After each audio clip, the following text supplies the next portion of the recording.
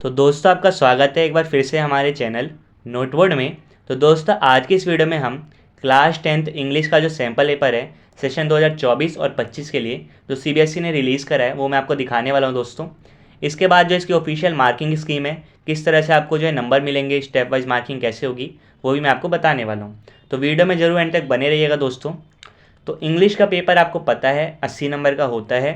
3 घंटे आपको पूरा टाइम दिया जाता है पेपर को करने का। ठीक है, आपका जो पेपर आएगा बोर्ड एग्ज़ाम में उसमें 11 क्वेश्चन होंगे टोटल और 3 सेक्शन होंगे। आपको पता है सेक्शन ए होगा हमारा रीडिंग स्किल का, जिसमें 20 नंबर के क्वेश्चन आएंगे। सेक्शन बी है हमारा grammar and creative writing skill, जिसमें भी 20 नंबर के क्वेश्चन आएंगे।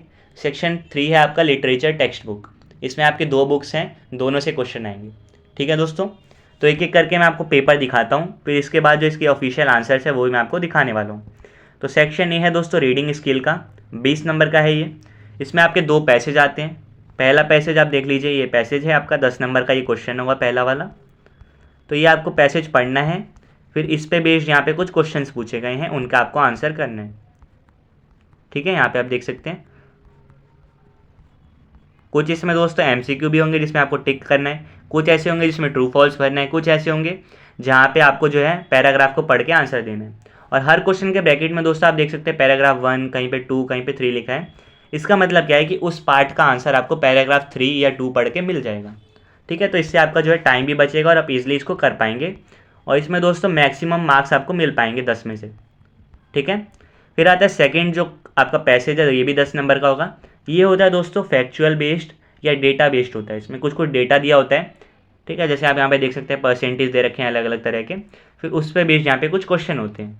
इसमें भी दोस्तों अलग अलग तरह के क्वेश्चन है, एमसीक्यू भी है जैसे आप यहाँ पे देख सकते हैं, एक्सर्शन रीजन वाला भी है, लिखने वाला भी है। ठीक है, तो अलग अलग तरह के यहाँ पे क्वेश्चन है। ठीक है, तो ये भी क्वेश्चन आपका 10 नंबर का था।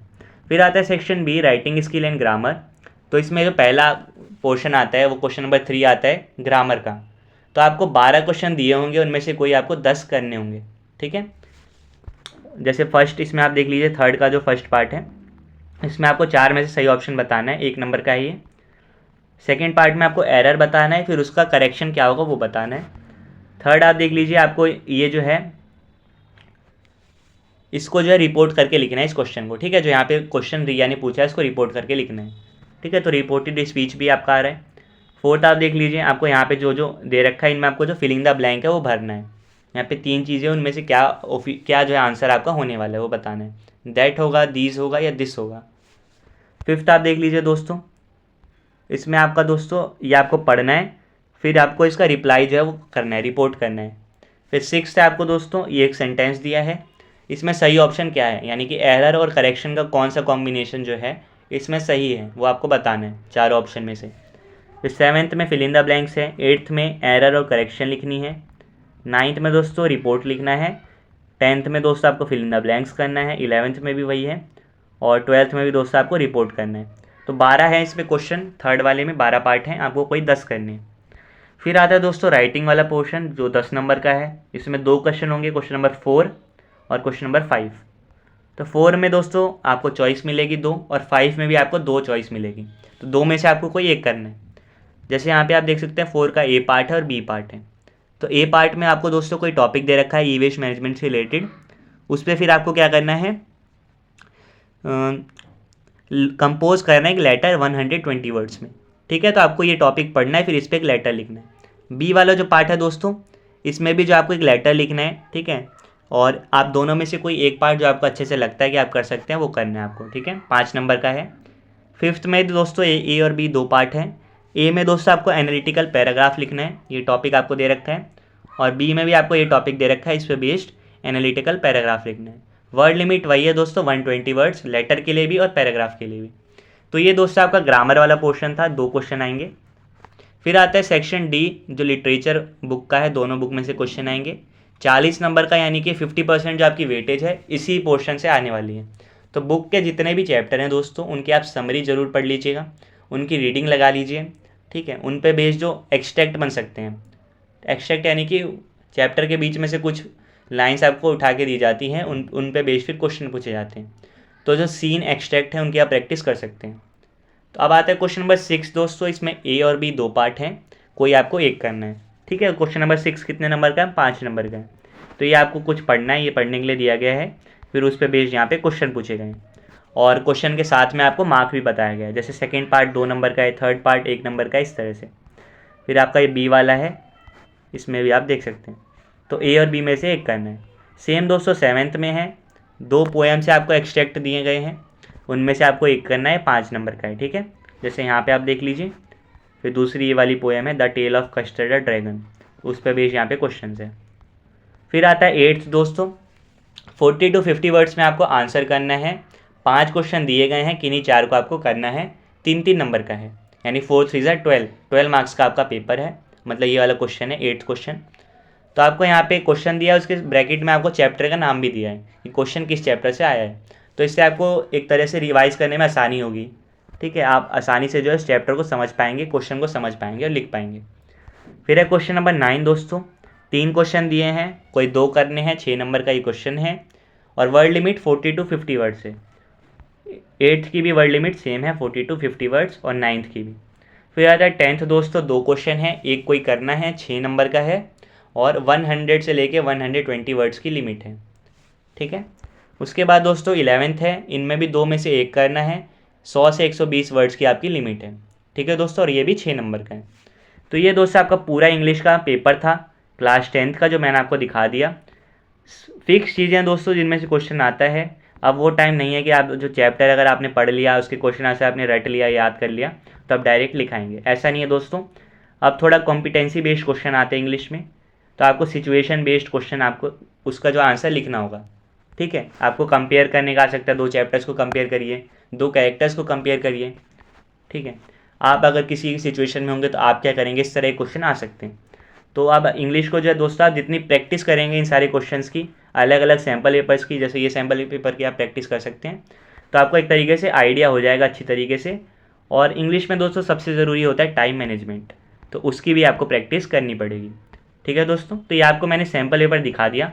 अब इसकी मार्किंग स्कीम है दोस्तों, चलिए वो देखते हैं। तो दोस्तों अभी जो आपने क्लास 10th इंग्लिश का सैम्पल पेपर देखा, उसी के ऑफिशियली दोस्तों मार्किंग स्कीम है। तो एक एक करके मैं सभी के जो आपको आंसर है सभी क्वेश्चंस के बता देता हूँ, आप उनको वेरीफाई करते रहिएगा। ठीक है दोस्तों, तो आपने अभी जो सैम्पल पेपर देखा है उसको एक बार आप ट्राई करिए करने का। उसके बाद आप अगर इन आंसर्स को देखेंगे तो आपको एक तरीके से अपनी प्रैक्टिस का जो है अंदाज़ा लग जाएगा कि आपके कितने क्वेश्चन ठीक है, और उसके अकॉर्डिंग आप अपने मार्क्स भी जो डिसाइड कर सकते हैं कि आपके कितने नंबर आ सकते हैं इसमें। ठीक है, तो सेक्शन ए रीडिंग वाला सेक्शन था, 20 नंबर के क्वेश्चन थे। पहला क्वेश्चन था पैसेज वाला, 10 नंबर का था। तो यहाँ पे सभी के आंसर यहाँ पे दोस्तों दिए गए हैं। 4th का जैसे ऑप्शन नंबर बी है, तो ये MCQ वाला था, इसमें बी आंसर सही होगा। ठीक है, ऐसे ही 6th का सी है, 8th का ए है, तो इस तरह से आपका आंसर है। सेकेंड है दोस्तों आपका, ये भी पैसेज वाला था 10 नंबर का, तो फर्स्ट का भी सी है, सेकेंड का भी सी है। उसके बाद दोस्तों बाकी जो है लिखने वाले आपके क्वेश्चन थे इसमें। फिर आता है सेक्शन बी राइटिंग स्किल और ग्रामर का, 10 नंबर का दोस्तों। इसमें पहला जो 3rd क्वेश्चन है 10 नंबर का था। ठीक है, 12 क्वेश्चन थे, कोई आपको 10 करने थे ग्रामर के। तो फर्स्ट का सी है, सेकंड का आप आंसर देख सकते हैं, 3rd 4th 5th 6th का ऑप्शन ए है, 7th का बी है, फिर 8th 9th 10th का बी है, 11th का सी है, 12th का भी आप यहाँ पे आंसर देख सकते हैं। फिर आता है राइटिंग स्किल दोस्तों, इसमें 4th का ए और जो बी पार्ट था दोनों में क्या था, लेटर लिखना था, आपको कोई एक करना था। 5th में आपको एनालिटिकल पैराग्राफ लिखना था, ए और बी दोनों में से कोई एक पार्ट। तो अब जो लेटर आपको लिखना था उसकी मार्किंग किस तरह से होगी वो आप देख लीजिए। 1 नंबर आपका फॉर्मेट का है दोस्तों, 2 नंबर है कंटेंट के, कि आपने क्या क्या चीज़ें लिखी हैं, सजेशन क्या क्या लिखा है। उसके बाद है ऑर्गेनाइजेशन ऑफ आइडिया, कि आपने जो लेटर लिखा है वो स्ट्रक्चर वाइज लिखा है, कि जो चीज़ पहले आनी चाहिए वो पहले आपने लिखी है या नहीं, बाद में तो नहीं लिखा, उसका 1 नंबर है। 1 नंबर है एक्यूरेसी का, कि आपकी स्पेलिंग ठीक है, पंक्चुएशन सही यूज़ करें, ग्रामर ठीक है। तो इस तरह से अगर आपकी सारी चीज़ें ठीक होंगी तो आपको पूरे 5 नंबर मिलेंगे। ठीक है, जैसे यहाँ पे आंसर का एक आउटलाइन दे रखा है किस तरह से आपको लेटर लिखना था। तो ये आपको मेन जो लिखना होता है एड्रेस, उसके बाद डेट, उसके बाद जो है सब्जेक्ट लिखने के बाद आपको कुछ यहाँ पे बताना था। तो आप कोई भी इंट्रोडक्शन में क्या क्या बता सकते हैं, जो टॉपिक आपको दिया था, फिर उसके बारे में आप डिटेल में एक्सप्लेन करिए, फिर लास्ट में आप कंक्लूड कर सकते हैं। ठीक है, उसके बाद आपको नाम और योर सिंसियरली या योर फेथफुली ऐसे लिख के फिर अपना नाम लिख के ख़त्म करना होता है। ठीक है, ये ए पार्ट का था। ये रिस्पॉन्स आउटलाइन है दोस्तों, इसका मतलब क्या है कि आप इस तरह का कुछ बना सकते हैं। ज़रूरी नहीं है आपका बिल्कुल इससे सेम होना चाहिए, ठीक है, आप अलग भी लिख सकते हैं, लेकिन जो आपको क्वेश्चन में बोला गया है उसका आपको आंसर करना है। फॉर्मेट इसी तरह का होगा कुछ, ठीक है, फॉर्मेट सेम रहेगा, उसमें जो वर्ड्स आप यूज़ करें, जो सेंटेंस यूज़ करें वो अलग कर सकते हैं। तो ये बी पार्ट है, उसका आउटलाइन आप देख सकते हैं। फिर है फिफ्थ वाला जो क्वेश्चन था, एनालिटिकल पैराग्राफ। तो 2 नंबर कंटेंट के हैं, 2 नंबर ऑर्गेनाइजेशन ऑफ आइडिया के हैं और 1 नंबर है एक्यूरेसी का, ठीक है, इसको आप ध्यान रखिएगा। और यहाँ पे रिस्पॉन्स दे रखा है, जैसे ए पार्ट का यहाँ पे आप देख सकते हैं किस तरह से आंसर हो सकता है। ऐसे फिर ये जो बी पार्ट है उसका भी यहाँ पे आंसर दिया गया है। फिर आता है section D, literature text book का। तो सिक्स्थ का दोस्तों, सिक्स्थ क्वेश्चन 5 नंबर का था।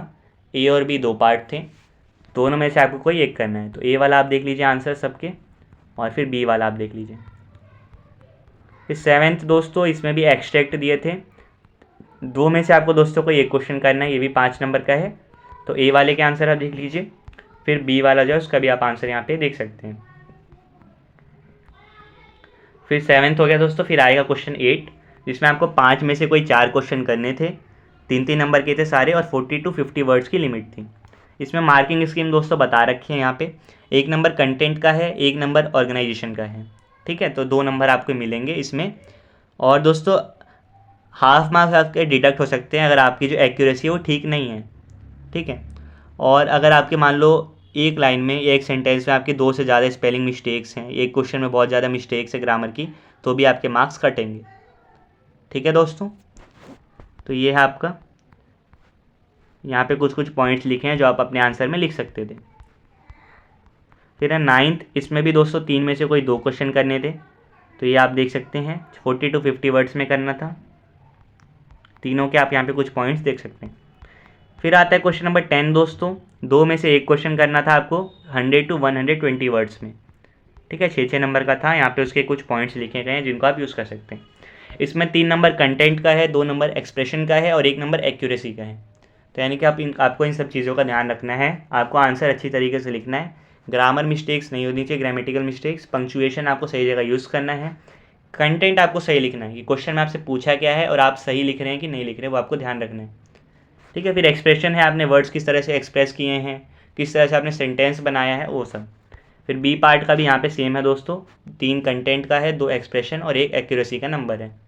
फिर लास्ट क्वेश्चन है 11th, इसमें भी 2 में से एक करना था, ये भी 100 to 120 वर्ड्स में आपको करना था, 6 नंबर का क्वेश्चन था। तो एक यहाँ पे कुछ पॉइंट्स आप देख सकते हैं, 3 नंबर कंटेंट, 2 एक्सप्रेशन और 1 एक्यूरेसी सेम, और सेम जो है बी में होगा, कुछ पॉइंट्स यहाँ पे आप देख सकते हैं। तो ये दोस्तों ऑफिशियल आपकी मार्किंग स्कीम थी सीबीएसई क्लास 10th इंग्लिश का जो सैम्पल पेपर है उसकी। तो अभी मैंने आपको पेपर दिखाया, उसके बाद मैंने आपको मार्किंग स्कीम दिखा दी है दोस्तों। तो मेरी सलाह यही है कि आप पहले पेपर को जो है प्रैक्टिस कीजिए, अगर आपका सिलेबस कंप्लीट हो गया तो आप उस सैम्पल पेपर जो अभी मैंने आपको दिखाया उसको सॉल्व करने की कोशिश कीजिए, उसके बाद जो है आप अपने आंसर चेक करिए और फिर आप देखिए कि आपकी गलतियाँ कहाँ पे हो रही हैं, फिर उस वाले पोर्शन को आप वापस सुधारने की कोशिश कीजिए, ठीक है दोस्तों। ज़्यादा बड़ा सिलेबस नहीं है इंग्लिश का, बस थोड़े कॉम्पिटेंसी बेस्ड क्वेश्चन अब आएंगे, तो आपको क्वेश्चन आंसर रटने की ज़रूरत नहीं है, आपको चैप्टर की समरी पता होनी चाहिए, चैप्टर में कौन कौन से कैरेक्टर थे, क्या स्टोरी थी चैप्टर में, कब क्या हुआ था, ये सब आपको पता होना चाहिए। और आपको प्रैक्टिस करनी है, जितनी ज़्यादा प्रैक्टिस करेंगे उतनी ज़्यादा जो है आपको आसानी होगी पेपर को लिखने में, ठीक है। क्योंकि कई बार क्या होता है इंग्लिश के पेपर में टाइम की वजह से जो बच्चे हैं उनका जो क्वेश्चन पेपर छूट जाते हैं। तो टाइम मैनेजमेंट आपका तभी होगा जब आप जितनी ज़्यादा प्रैक्टिस करेंगे, तो आपको उतनी आदत हो जाएगी, ठीक है दोस्तों। तो उम्मीद करता हूँ आपने ये पूरा सैम्पल पेपर देख लिया, उसकी मार्किंग स्कीम भी दोस्तों आपने देख ली होगी। आपसे फिर मिलेंगे नेक्स्ट वीडियो में किसी और सब्जेक्ट के सैम्पल पेपर के साथ, तब तक के लिए दोस्तों आप सब्सक्राइब करके रख सकते हैं। आपसे फिर मिलेंगे, bye bye, see you again and thanks for watching.